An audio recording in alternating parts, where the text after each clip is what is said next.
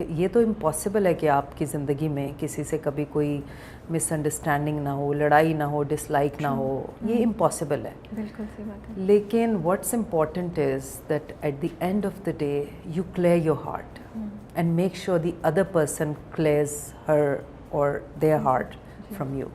This is super important. اور یہ مجھے زندگی میں ایک سبق ملا ہے بہت بڑا, یہ بھی میں آپ سے شیئر کرتی ہوں. And I'm sure this will be a lesson to so many. میں تو آپ کی بات سن کے تو یہ پوچھنے والی تھی, کہنا آسان ہوتا ہے, کرنا بڑا مشکل ہوتا ہے, تو آپ نے کیسے کیا؟ I would love to know this because مجھے لگتا ہے کہ کبھی کبھی آپ forgive کرتے ہیں لیکن آپ forget نہیں کرتے ہیں. نہیں, یہ آپ کو پریکٹس کرنی پڑتی ہے, اللہ سے مدد مانگنی پڑتی ہے, بیکاز جو چیز آپ کے اختیار میں نہیں ہوتی وہ پھر آپ جو سپیریئر موسٹ ہے آپ اس سے ہیلپ مانگیں اور آپ کے اندر آ جاتی ہے. بہت سال پہلے میری ایک فرینڈ سے میری بہت بری لڑائی ہوئی تھی. سالوں گزر گئے, جوانی میں جوش میں, نہیں وہی غلط تھی وہی غلط تھی. ایک دن مجھے بہت احساس ہوا, اور میں تو جب when I became a single parent, مجھے I was 24 اور مجھے لگتا تھا میں کل مر گئی تو میرے بچوں کا کیا ہوگا. وہ فیئر میرے اندر بہت اسٹرانگ تھا. تو اس وقت پھر مجھ میں یہ چینج آیا کہ مجھے ایک دم خیال آیا, میں نے کہا کہ یار نہیں, زیادتی ہو گئی مجھ سے. تو میں نے خیر اوپر دیکھا, میں نے کہا کبھی زندگی میں موقع ملے گا تو. کچھ پتہ نہیں تھا وہ کہاں ہے کیا ہے. اگلے دن میرے بھائی میرے گھر آئے. یہ میرے لیے بہت بڑا سبق تھا, بہت بڑا سبق, اور جیسے پریکٹس میں آج تک کر رہی ہوں, اور میں سب لوگوں کو اسی لیے بتا رہی ہوں کہ یہ ایک ریزن کافی ہونا چاہیے آپ لوگوں کے لیے اپنا دل صاف کرنے کے لیے. اگلے دن میرے بھائی میرے گھر آئے, انہوں نے مجھے کہا تمہاری جو فلاں دوست تھی نا, اس کی بڑی بہن ہمارے کالج میں پروفیسر لگی ہے. میرے رونگٹے کھڑے ہو گئے.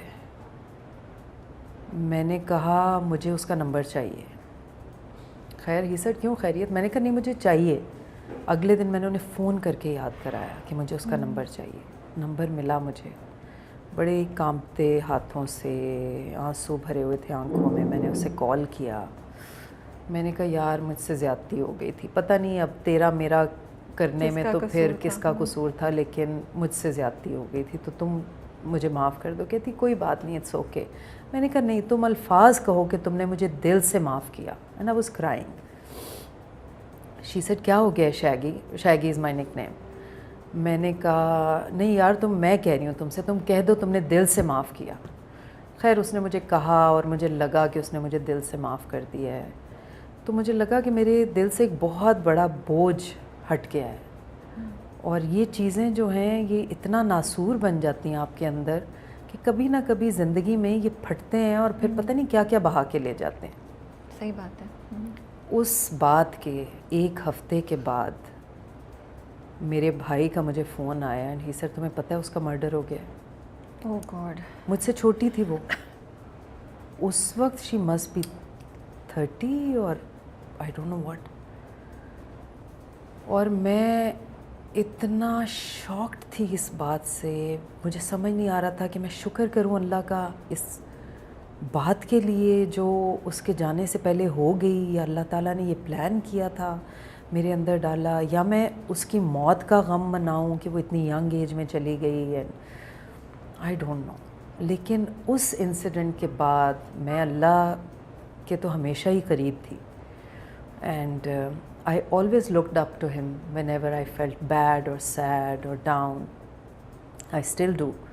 لیکن اس کے بعد تو میں سجدے میں گر گئی, اور میں نے اس دن سے اپنا یہ ایمان بنا لیا کہ کبھی بھی کہیں پہ بھی کسی سے کوئی بات ہو جائے, ہو جاتی ہے, اٹس اوکے, اس کے بعد گلے لگا لیں, معذرت کر لیں, دل صاف کر کے وہاں سے نکلیں. اس کو پکڑ کے نہیں بیٹھے.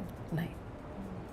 صحیح کہہ رہی ہیں. یہ بہت ہی آپ نے خوبصورت بات شیئر کی, اور آئی وش کہ ہم سب یہ لرن کر کے اس کو پریکٹس کر سکیں, کیونکہ جب وہ موقع نکل جاتا ہے پھر ریگریٹ کے ساتھ جینا زندگی کا کچھ پتہ نہیں ہے. آپ کی زندگی کا کچھ پتہ نہیں ہے, اور آپ کی سوچ بھی چینج ہوتی ہے. جو کچھ سال پہلے آپ سوچتے ہیں آپ پھر ایک ڈفرینٹ انسان بچ جاتے ہیں کچھ سالوں میں زندگی. یا تھوڑا سا ہم دوبارہ ڈرامے کی طرف آئیں گے آپ کی جرنی طرف. آنچ, پہلا ریئیکشن, فین ریئیکشن, یا کب آپ کو ریئلائز ہوا کہ آنچ has become this huge project?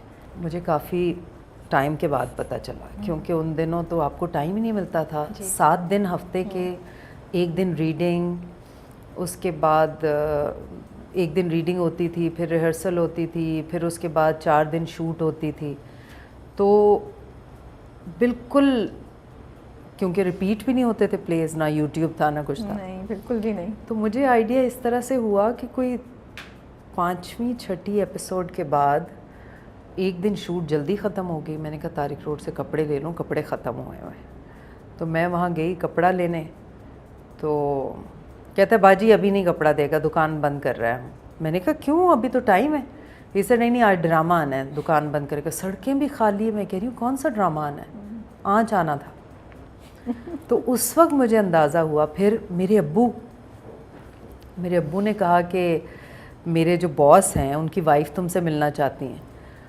پھر اس طرح سے ڈفرینٹ لوگوں کے, میری اپنی فیملی میں لوگ کہنے لگے کہ امی کہتی ہیں میں وہاں گئی تھی تو کسی نے کہا کہ ان کی بیٹی ہے شگفتہ اعجاز. انہوں نے کہا وہ جو آنچ میں آتی الفت, آج بھی مجھے یوٹیوب پہ کامنٹس آ رہے ہوتے ہیں کہ الفت, ہم تو آپ کو الفت ہی جانتے ہیں. تو میرے خیال میں یہ ایک بہت بہت بڑی اچیومنٹ تھی کہ I was a part of آنچ. اور مجھے لگ رہا ہے جب آپ کے فادر نے بولا ہوگا تب آپ کو کتنا خوشی فیل ہوئی ہوگی, بہت, کیونکہ آپ اتنا انہیں کنونس کر کے گئی تھی فار ہیم ٹو سے کہ میرے باس کی بیگم یا باس ملنا چاہتے ہیں آپ سے. وہ تو ایک آپ کا اس دن خوشی کا لیول ہی کچھ اور ہوگا کہ بہت خوش تھی. اور انہوں نے تعریف بھی کی کہ بہت اچھا کام کیا, کیونکہ میں تو شوٹ پہ ہوتی تھی, وہ لوگ گھر پہ دیکھتے تھے. تو انہوں نے کہا کہ بہت اچھا کام کیا. اس کے بعد کبھی باہر نکلی بعد میں لیٹر آن جب ختم ہو رہا تھا, یا تو کبھی کوئی اور فین ریئیکشن ہوا جو آپ شیئر کر سکیں؟ بہت. ان دنوں اگر کوئی کسی شادی میں چلے جاتے تھے تو مشکل ہو جاتا تھا بیٹھنا.